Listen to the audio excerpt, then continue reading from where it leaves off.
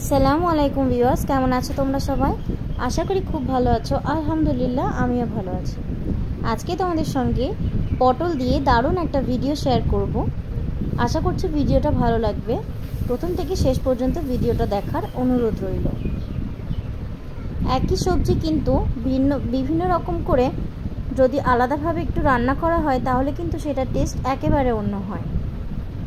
আজকে আমি পটল রান্না করেছিলাম একটু অন্যভাবে। এই পটলগুলোকে প্রথমে খুব ভালো করে ধুয়ে উপর থেকে খোসাগুলো আলতোভাবে একটু ছাড়িয়ে নিতে হবে। পটলগুলো আমার এখানে কিন্তু খোসা ছাড়ানো হয়ে গেছে। এবার একটা গ্রেটারের সাহায্যে পটলগুলোকে খুব ভালো করে গ্রেট করে নিচ্ছি। এই রেসিপিটা তোমরা যারা দেখছো আশা করছি তোমাদের ভালো লাগবে, আর বাড়িতে একবার অবশ্যই ট্রাই করবে পটলের এই নতুন রেসিপিটা। আমার কিন্তু পটলটা এখানে দেখতে পাচ্ছ আস্তে আস্তে গ্রেট করা হয়ে গেছে, অনেকটাই আমার হয়ে এসেছে। আমি বাকি পটলগুলোকেও একইভাবে সুন্দর করে গ্রেট করে নিচ্ছি। এটা কিন্তু ছোট থেকে বড় সবারই খুব পছন্দ হবে, বিশেষ করে কিন্তু বাচ্চারা এটা খেতে খুবই পছন্দ করবে। পটলগুলো গ্রেট করে নেওয়ার পরে আমি একটু চালের গুঁড়ো দিয়ে দিচ্ছি। এর উপরে দিচ্ছি আমি একটা পেঁয়াজ কুচি, তারপরে দিয়েছি আদা কুচি, একটু রসুন কুচি, আর দিয়েছি কাঁচা লঙ্কা কুচি। এবারে এই সব উপকরণ আরও কিছু আমি মশলা এখানে অ্যাড করব। আমি এখানে বাকি মশলাগুলো দিয়ে দিচ্ছি। প্রথমে আমি এখানে দিয়ে দিলাম পরিমাণ মতো একটু হলুদ, তারপরে দিয়ে দিচ্ছি হাফ চা চামচ ধনে গুঁড়ো, হাফ চা চামচ জিরে গুঁড়ো, হাফ চা চামচ কাশ্মীরি লঙ্কা গুঁড়ো, হাফ চা চামচ শুকনো লঙ্কা, আর এখানে দিচ্ছি একটু মিট মশলা। তোমরা এখানে চাট মশলাও ব্যবহার করতে পারো। এরপর আমি স্বাদ মতো লবণ দিয়ে দিচ্ছি। লবণটা কিন্তু একটু কমই দিতে হবে, যেহেতু পটলে লবণ একটু কম দিলেই ভালো হবে। আর এখানে কিন্তু পটলটাকে এবারে খুব সুন্দর করে চটকে মেখে নিতে হবে। পটলের ভিতর থেকে যে রসটা বেরোবে সেটা দিয়ে কিন্তু ব্যাটারটা পুরোপুরি কমপ্লিট হয়ে যাবে। এটাকে কিন্তু খুব সুন্দর করে চটকে বেশ কিছুক্ষণ ধরে মেখে নিতে হবে। আর এর থেকে যে পানিটা বেরিয়ে আসবে তার জন্য কিন্তু একটু চেপে এটাকে মাখতে হবে। এখানে এক্সট্রা কোনো পানি লাগবে না। এই ডোটা একটু শক্ত হবে, খুব বেশি নরম এখানে করব না। তোমরা দেখতে পাচ্ছ আমার কিন্তু মাখাটা প্রায় হয়ে এসেছে। এই রেসিপিটা একবার যে ট্রাই করবে তার কিন্তু বারবার খেতে ইচ্ছে করবে।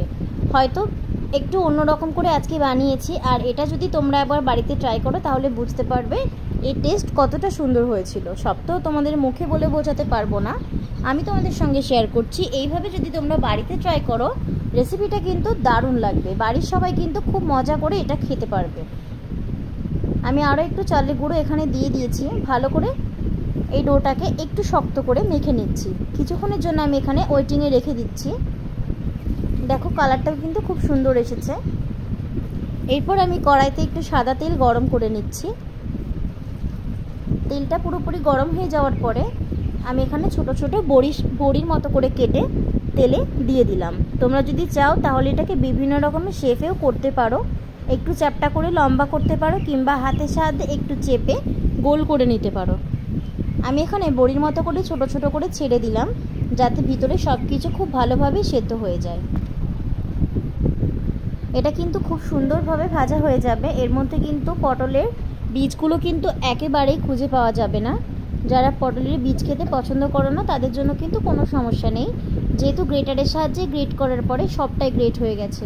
আর এখানে কিন্তু ভাজার পরে কোনো কিছুই থাকবে না। আর এর টেস্ট কিন্তু দারুণ হয়েছিল। বড়াগুলো দেওয়ার সময় কিন্তু তেলটা ছড়িয়ে যাচ্ছে, এর জন্য আমি একটু বেশি করে এখানে দিয়ে দিয়েছি। এক একটা কিন্তু আরেকটার গায়ে লেগে যাওয়ার কোনো ভয় নেই। এগুলো ভাজা হয়ে যাওয়ার পরে সবগুলো ছাড়িয়ে যাবে। আমি এখানে কয়েকটা বড়া দিয়ে দিয়েছি। কিছুক্ষণের জন্য অপেক্ষা করছি যতক্ষণ না বড়াটা পুরোপুরিভাবে লাল হয়ে আসছে। তোমরা যারা আমার ভিডিও দেখো, কমেন্ট করো, আমাকে রোজ সাপোর্ট করছো, তাদেরকে অনেক অনেক থ্যাংক ইউ আমার ভিডিওগুলোও দেখার জন্য। আশা করছি তোমরা ভবিষ্যতেও আমার ভিডিওগুলো পছন্দ করবে এবং প্রত্যেকটা ভিডিও দেখবে। তার জন্য তোমাদের অনেক অনেক থ্যাংক ইউ। আর আমাকে কমেন্টে জানিও আজকের এই পটলের রেসিপিটা তোমাদের কেমন লেগেছে। অবশ্যই আমাকে কমেন্টে জানাবে তোমাদের যদি অন্য কোনো রেসিপি দেখার থাকে, আমি অবশ্যই সেগুলো তোমাদের সঙ্গে শেয়ার করার চেষ্টা করব। দেখতে পাচ্ছ নিচের সাইডটা কিন্তু লাল হয়ে গেছে। এবারে আস্তে আস্তে উল্টে দিচ্ছি আমি। উপর সাইডটাও কিন্তু খুব ভালো করে লাল করে ভেজে নেব। এটা যতক্ষণ না পুরোপুরিভাবে লাল হচ্ছে সেই পর্যন্ত অপেক্ষা করব। এটা কিন্তু হয়ে গেছে। এবারে আমি একটা ঝাঁঝরির সাহায্যে তুলে একটা প্লেটে সার্ভ করছি। আমি বাকি বড়াগুলোকেও কিন্তু একইভাবে তেলে ছেড়ে দিয়েছি। এবারে খুব সুন্দর করে লাল লাল করে এগুলোকেও ভেজে নিচ্ছি। শেষ পর্যায়ে আমি তোমাদেরকে দেখিয়ে দিচ্ছি বড়াগুলো দেখতে কেমন হয়েছিল। আর ভিতর থেকে কিন্তু খুব সফট আর উপর থেকে একেবারে ক্রিস্পি হয়েছিল। আজকের মতো এখানে শেষ করছি। সবাই ভালো থেকো। খোদা হাফেজ।